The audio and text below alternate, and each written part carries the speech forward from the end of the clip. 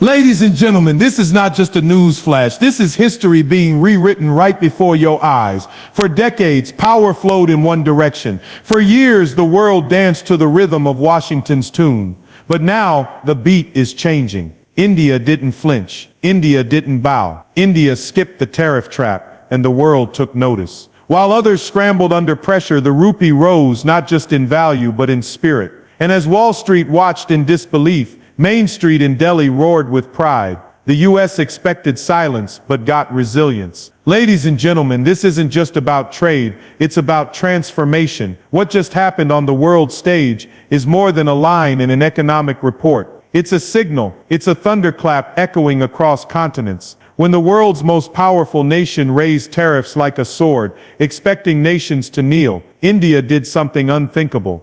It stood tall. No panic. No pleading, no bending over backward. While others recalculated and readjusted, India rewrote the rules of engagement. And in doing so, it proved something that's been boiling beneath the surface for years, that it is no longer a silent participant in the global economy. It is a force. India's refusal to buckle under the weight of external pressure is not just economic strategy, it's symbolic of a deeper evolution. A nation once written off as developing, dependent, or delayed, has now stepped into its full potential. We are watching the transformation of a country that used to survive on the margins of influence, into a country that defines its own path, charts its own destiny, and challenges the global order with clarity and confidence. Think about what this moment really means. This wasn't just about sidestepping a tariff. It was about staring down a challenge that would have shaken most economies, and choosing not to blink. For years, global powers used economic warfare as leverage, tariffs, sanctions, restrictions, tools of dominance. And for years, countries bowed. But India chose the hard route. It chose resilience. It chose self-reliance. It chose to take the hit and grow stronger because of it. India didn't just survive the storm, it built in it. While tariffs rose, so did innovation. While pressure mounted, so did production. Instead of begging for relief, India doubled down on investment in its own industries, expanded its manufacturing capabilities, and made strategic alliances that went beyond convenience and entered the realm of sovereignty. It didn't just resist, it transformed that resistance into momentum. You see, transformation isn't about a sudden rise, it's about what happens when you're tested and you respond with purpose. It's about refusing to be defined by someone else's perception of your limits. India's transformation was never just about numbers or GDP stats. It was about the awakening of a mindset, a new generation that believes being Indian means being unstoppable, undeterrable, and unafraid. And this transformation wasn't born in boardrooms or policy papers. It was born in the streets of Mumbai, in the tech parks of Bengaluru, in the fields of Punjab, and the classrooms of Chennai. It was born in the sweat of workers, the spark of young minds, and the stubborn hope of millions who never stopped believing in what this nation could become. India didn't transform because it was invited to the table. India transformed because it built its own table and invited the world to sit down. There is power in that. There is pride in that. Because when a country refuses to be manipulated, when it decides to play the long game, when it turns pressure into performance, that's not just policy, that's identity, and the world felt it. The U.S. expected a reaction. What it got instead was evolution, and not the kind that makes headlines for a day, but the kind that shifts global dynamics for generations. India proved that it no longer needs to choose between growth and dignity. It can have both. It will have both. This transformation doesn't mean conflict, but it does demand respect. It's a clear message to every boardroom, every leader, and every global institution. India is not here to be managed. It's here to lead. It's here to innovate. It's here to inspire. And that leadership doesn't ask for permission. It commands attention. So when the tariff hammer came down, expecting fear, it found fire. It found a nation that had been preparing for this moment for decades. And that's the real story. Not that India avoided impact, but that India turned adversity into acceleration. Transformation is never quiet. It's loud, it's messy, it's bold, and right now it has a name. India. Ladies and gentlemen, for every time India was underestimated, this is the answer. For every time someone rolled their eyes when India spoke, for every meeting where its voice was dismissed, for every chart that showed it as emerging rather than arrived, This moment is the clapback heard around the world. Because India didn't just endure, it endured with memory. And every slight, every doubt, every delay, they weren't forgotten, they were fuel. Let's not forget the narrative that's been fed for decades. That India was too chaotic, too complex, too slow to move, too traditional to innovate. The kind of place you outsource to, but don't partner with. The kind of economy you invest in, but don't listen to. That India's place was somewhere in the shadows. Helpful, but not powerful. Present, but not pivotal. And yet here we are. The rupee is rising, not just in value, but in defiance. The world is now listening, not because India asked, but because it demanded attention through action. This moment is the response to every finger wagged in patronizing caution. You're not ready.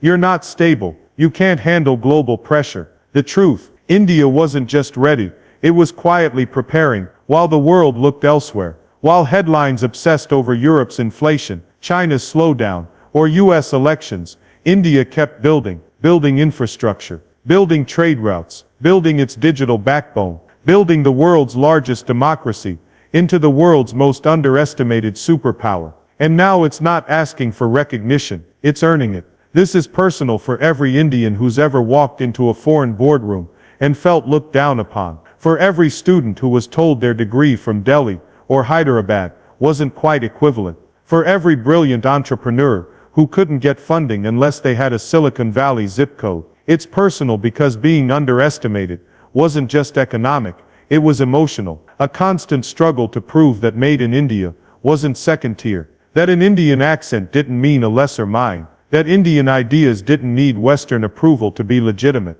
Those days are gone. The world may not say it out loud yet, but it knows India has arrived, not as a guest at the table, but as a co-architect of what the future will look like. And it didn't get here by chance, it got here by grind, by generations of effort that began long before hashtags and headlines, by resilience passed down from freedom fighters to farmers, from teachers to techies, from the barefoot child in a rural village to the CEO in a glass tower. There's a reason this moment hits differently, because it carries the weight of history and the momentum of now. It's the son of a small-town grocer becoming a global diplomat. It's the daughter of a factory worker writing code that powers billion-dollar apps. It's a nation that has tasted famine, now exporting food. A nation that once depended on aid, now leading space missions. A country that was once dissected by colonizers, now rewriting the global financial playbook. So when India sidestepped the U.S. tariff hit, it wasn't just smart policy,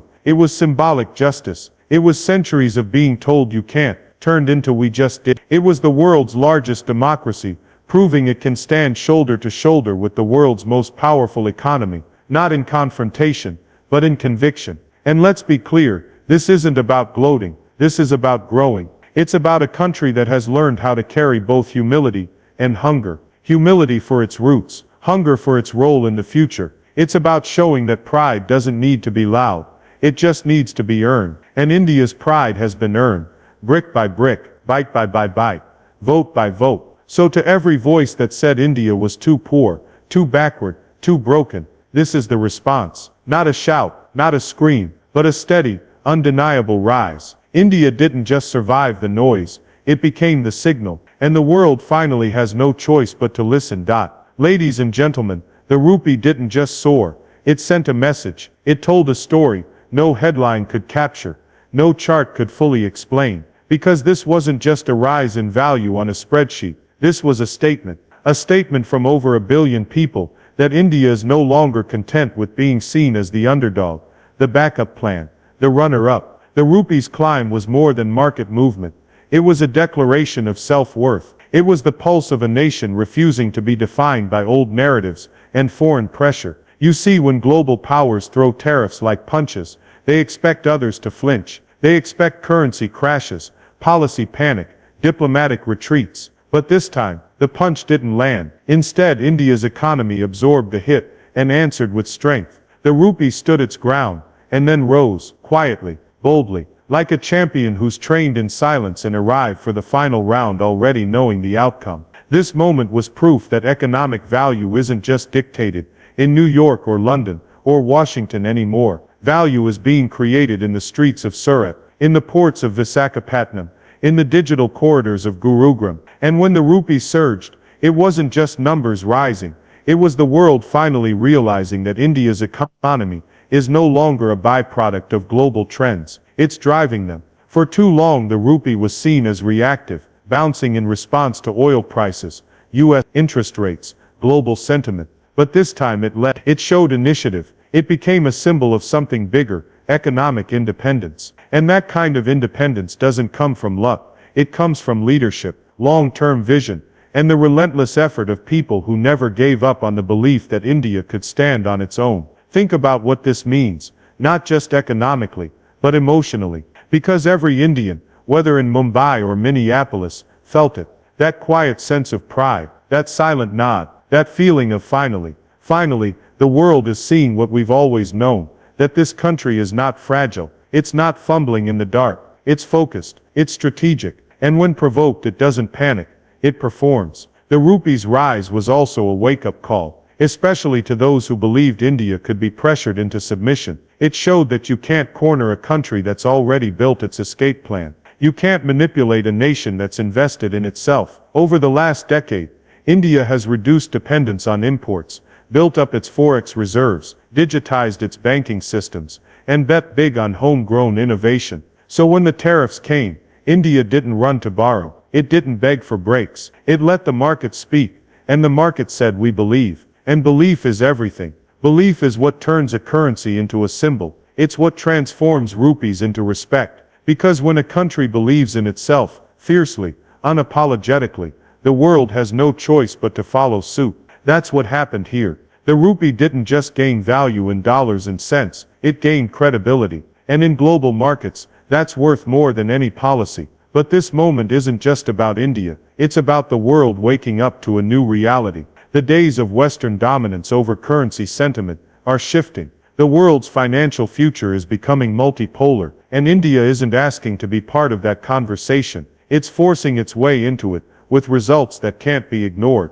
Let's be real, no one expected this. Not the analysts, not the skeptics, not the policy makers who thought India would play it safe. And that's what makes it powerful. This was an underdog move with alpha energy. A move that says, we're not just participating, we're influencing. A move that rattles expectations and resets respect. So when the rupee soared, it wasn't just a good day on the stock market, it was history in motion. It was the sound of a nation standing tall. And for every Indian watching, it was a reminder that no matter how big the odds, no matter how loud the opposition, strength isn't always shouted. Sometimes it just rises. Ladies and gentlemen, to America, this is not a rivalry, it's a reckoning. This is not about countries trying to outmuscle one another. It's not about waving flags or drawing battle lines. This is something deeper. This is about respect. This is about dignity. This is about one nation standing up, looking the world's most powerful country in the eye,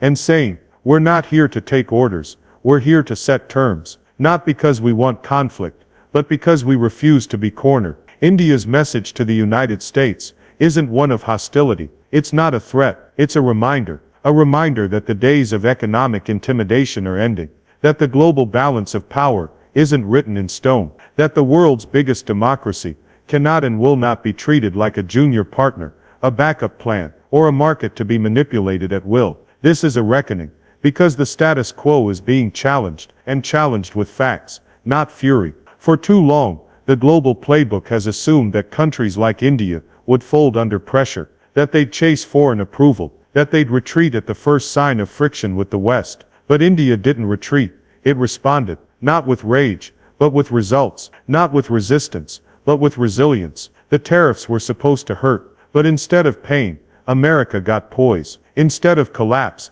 they got composure, and that changes everything. This moment isn't just about India showing strength, it's about India showing standards, the kind of standards that say, if we do business, it's going to be fair, mutual, equal. No more one-sided deals, no more lopsided partnerships, where one side dictates, and the other side obeys. India isn't asking for favors, it's demanding fairness, and that's what makes this moment so powerful. Because when you walk into the room with your head held high, the conversation changes, and that change is uncomfortable for some. It's unsettling for those used to dominance, but it's necessary. Because the future of global cooperation doesn't lie in domination, it lies in mutual elevation. The world's two largest democracies, the United States and India, have the potential to build something unprecedented. Not a hierarchy, not a power struggle, but a partnership built on strength and self-respect. That opportunity exists, but only if both sides walk in as equals. What makes this moment even more significant is that India didn't win through aggression, it won through conviction, through preparation, through policy decisions that strengthened its domestic industries, built currency stability, and reduced dependence on any single foreign power. This wasn't a lucky break. It was the payoff of years of quiet determination, years of being patient, calculated, strategic. And now that India has shown what it's capable of, the global conversation is shifting. And to the American people, let's be real. This is not your loss. This is your wake-up call. This is a chance to see a new India, not the version from textbooks or tourist brochures, but the real India. The India that's building space tech while feeding the world. The India that's growing faster than almost every major economy. The India whose youth, innovation and spirit can power not just its own future, but fuel global progress. But that can only happen when the relationship is based on mutual respect, not handouts, not pressure tactics. Respect, the kind that understands India won't be strong-armed, but it will show up strong. The kind that knows this country brings more than just markets, it brings might. And that kind of partnership, built on real equal footing, is not just good for India, it's good for the world. Because when a nation like India rises with grace instead of aggression, with clarity instead of chaos, with confidence instead of compliance, it doesn't spark fear, it sparks change, a new way of doing things, a new kind of global leadership that values principle over power plays. This isn't the start of a trade war, this is the start of a truth, the truth that India is no longer asking to be seen, it's forcing the world to see it, on its own terms, with pride, with power, and with a purpose that cannot, and will not, be ignored. And so, ladies and gentlemen, here we are, standing at the edge of a new global era, not a moment shaped by explosions or treaties, but by something far more profound: recognition. Recognition of a rising force that didn't demand attention with threats, but earned it through endurance. Recognition of a people who didn't rise overnight, but climbed year after year, generation after generation, driven by grit, by vision, by unshakable belief. India didn't explode onto the scene, it emerged, quietly, strategically, unapologetically. Through every challenge, every crisis, every underestimation, it kept pushing forward. It didn't wait for a permission slip. It didn't beg to be noticed. It built, it learned, it grew. And when the moment came, when the world tightened its grip, expecting surrender, India didn't just survive, it shined. That's what makes this moment matter.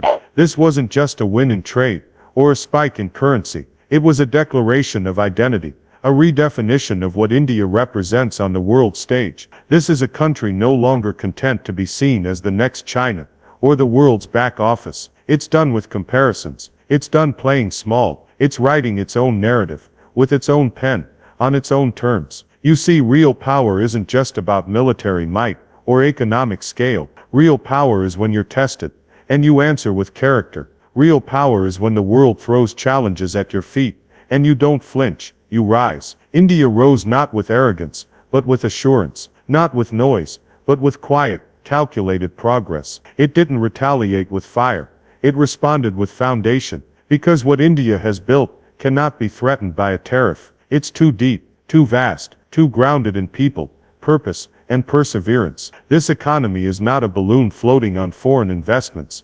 It's a rocket powered by internal drive. It's the calloused hands of farmers, the midnight oil burned by engineers, the dreams of youth who believe their time is now, not someday. And to every Indian across the globe, this is your moment to stand taller, to know that your country is no longer a footnote, it's a headline, no longer a question mark, it's an exclamation. You carry the story of a nation that refused to break when the pressure came, that turned adversity into an opportunity to rewrite history. A nation that looked at the strongest country on earth and said, "We respect you, but we are not beneath you." To the world, let this be a lesson. You cannot measure India only in numbers. You must measure it in spirit, in legacy, in will. Because the fire that burns here is ancient, but it is also unstoppable. It's the fire of a billion voices, unified by struggle, sharpened by skepticism, and now roaring with clarity. We are ready, ready to lead, ready to influence, ready to collaborate, but never compromise on dignity. So yes, the rupee soared. Yes, the tariffs were dodged. But more importantly, a nation stood its ground, calm, clear, confident. And that, ladies and gentlemen, is the most powerful thing of all. India isn't waiting for the future anymore. It is the future,